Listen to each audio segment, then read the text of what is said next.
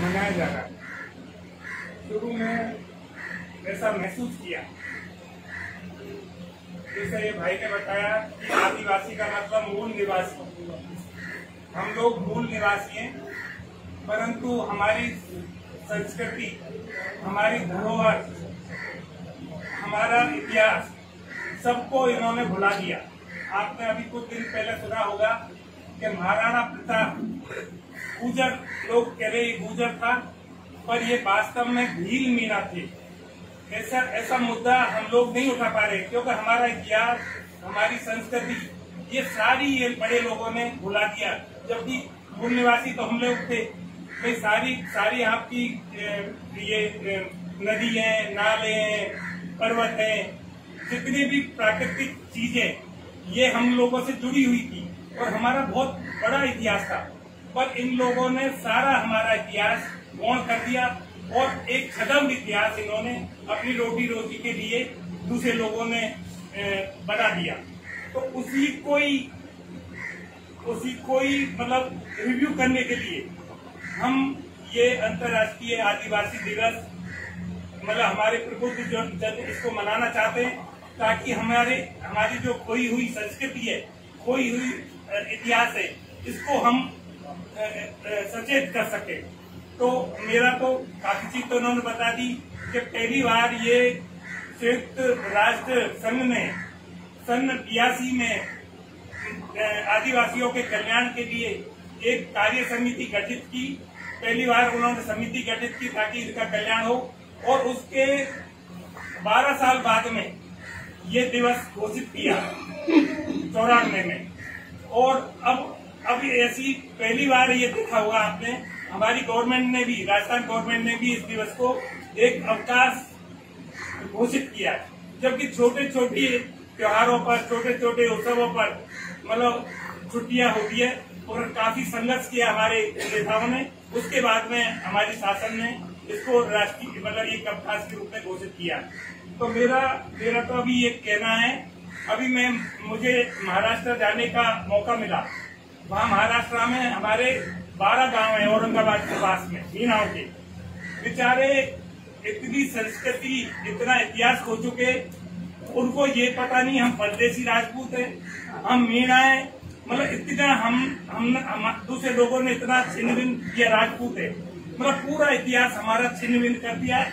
हमने कहा नहीं, तुम शुद्ध मीणा हो, और सारे गोत्र मिलते हैं, कोई यहाँ से निकला, कोई वहां से। जब मराठा लोग आए थे मुगलों से वो करते, तो उनके साथ ये लोग भी चले गए। तो आज वो ये स्थिति में है कि हम राजपूत हैं, मीणा है, परदेसी राजपूत है, क्या है, लोगों ने भ्रमित कर दिया।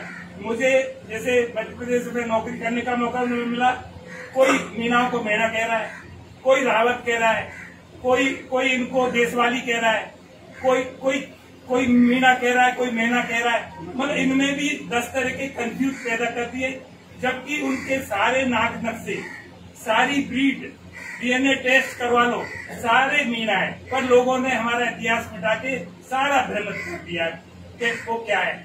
अभी मैं तो ये और कहूंगा, मैं झाबुआ में रहा, उनकी जो पेड़ है गीतों की बिल्कुल मीणाओं से मिलती रहती है। तो या तो किसी टाइम या तो वो इधर से गए या हम इधर से आए, मतलब बिल्कुल कोई व्यवस्था, कोई नाक नक्शे, कोई गीत वीतों की कोई टेर रात को हम सुनते थे। तो वो हकीकत में मीणा है। और किसी प्राकृतिक आपदा में या किसी बात से या तो वो इधर चले गए या हम उधर चले गए। दूसरा, मैं ये जो भाई, मैं धन्यवाद देता हूँ अशोक को कि इन्होंने एक कैटलिस्ट का काम किया है। मतलब हम लोगों में ये इसके इतने सामूहिक रूप से इतने लोगों में ये विचार हमें आया नहीं कि यार इसको थोड़ा मनाना चाहिए। ये बहुत टेढ़ा काम है, ये लीग से हटके काम है। क्यों, हम तो हमें पढ़ाया अलग तरह से गया है, राम ही सब कुछ है, कृष्ण ही सब कुछ है, विष्णु ही सब कुछ है। जबकि ये मैं कहना चाहूंगा, मुझे कोई परहेज नहीं है। ये सारी व्यवस्था मुगल जब आए और ये जितने भी कहानी रची है, ये तब सारी कहानी जितने भी आपने ये मनु ग्रंथ को, पुराण को, ये जितने भी तरह के साहित्य, ये इन्होंने अपनी रोटी रोजी बचाने के लिए, अपनी संस्कृति बचाने के लिए मुगलों के टाइम में ही ये सारे तुलसीदास के समकालीन में ही ये सारी कहानियां रची है, जिसमें हमें भ्रमित किया है। तो हमें कितने लोग बिरसा मुंडा को जानते हैं, जयपाल मुंडा को जानते हैं। अगर अम्बेडकर का तो बहुत बड़ा नाम था, उसको तो बच्चा बच्चा जान गया, वो सीधा प्रॉफिट दिख रहा है। और कितने लोग हमारी राजस्थान के जो बेचारे लक्ष्मी नारायण जी हैं, बादल है या कैप्टन साहब है, इनका कहाँ इतिहास है? मुझे तो कोई ढंग की किताब नहीं मिलती जो आदिवासियों के इतिहास पे हो कि इन्होंने क्या क्रांति की या हमारा इतिहास क्या है। तो मैं तो ये चाहूंगा, अभी मैं देख रहा हूँ हम पैंट शर्ट में इतने आगे, हमारे जो मांडना है आज भीतों पे मांडना नहीं मिलते, कहीं ये संस्कृति को हम नहीं खो दें। हम तो ये चाहेंगे कि ऐसे दिन में हम एक मांडनाओं का कंपटीशन कराएं, जहाँ हमारी बहू बेटी भाग ले सके और उन मांडनाओं को हम प्रोत्साहित करें। जो गीत वगैरह है ये भी हमारी एक बहुत बड़ी संस्कृति है, तो इसको हम अंतर्राष्ट्रीय लेवल पर ले जाए। मैंने ये देखा, मैंने जब से मतलब याददाश्त है, कोई साला वो घेरा और कोई नौबत, कोई दूसरा बाद यंत्र आया, जबकि मैं चाहूंगा कि इसका और अच्छा रूप, और ये तो है ही, ये आपके जो नौबत है और घेरा पर और अच्छे यंत्र और अंतर्राष्ट्रीय लेवल पर ये प्रोजेक्ट हो, ऐसी व्यवस्था मतलब अपन ये करें।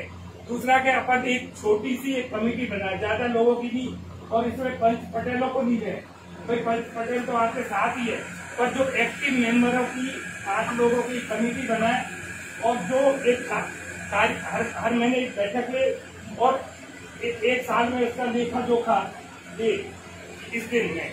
और दूसरा अभी मैंने ये देखा कि ग्राम संसद को पैसा हमारे सारे नीना अफसरों के कर्मचारियों के आनंद और लोग ले रहे, उसकी व्यवस्था और देख रहे, जो स्नैक पी रहे हैं, जो सारी कर रहे, मतलब ऐसे बावड़े कौन होंगे, एक देने की मैं तनख्वाह दे रहा हूँ, व्यवस्था कोई और देख रहा है। तो मतलब वो भी चलता रहे, वो अच्छा काम कर रहे, इसमें कोई शक नहीं, परंतु इतना तो समझो कि हम अपनी व्यवस्था क्या इतने योग्य नहीं है, अपनी व्यवस्था अपने पास नहीं रख सके। मतलब दूसरे लोगों हमारे पैसे का हम क्यों भेज देते हैं? अधिकांश 90% पैसा मीना का है, उसमें बेचारे बड़ी सद्भावना से पैसा दे रहे और उसमें प्लानिंग कोई और कर रहे।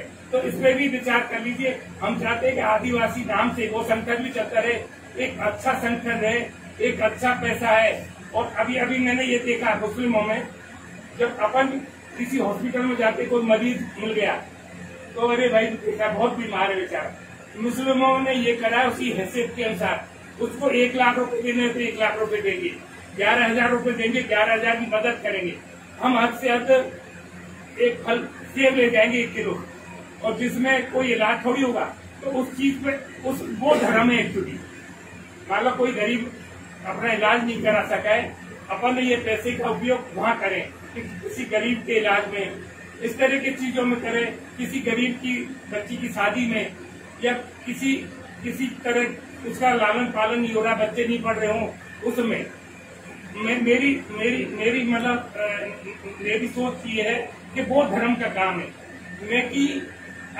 नेकी ये मतलब तो सोचते 4 बतासे से भगवान खुश हो जाएगा। आप तो बतासा खाओगे नहीं, और आज भी वही बतासा चल रहा है। किसी समय होगी बतासे की व्यवस्था, आप किसको उल्लू बना रहे हो, खुद को उल्लू बना रहे हो। तो मेरा ये सोच है, मेरा ये निवेदन है, इस मौके का फायदा लेते हुए जो भाई अशोक ने अपन को एक मौका दिया है, तो एक कमिटी बना के एक छोटी प्लानिंग करिए, एक लॉन्ग टर्म प्लानिंग करिए, एक 10 साल की कार्य योजना बनाइए, एक साल की बनाइए, और इस व्यवस्था को आगे बढ़ाइए। धन्यवाद।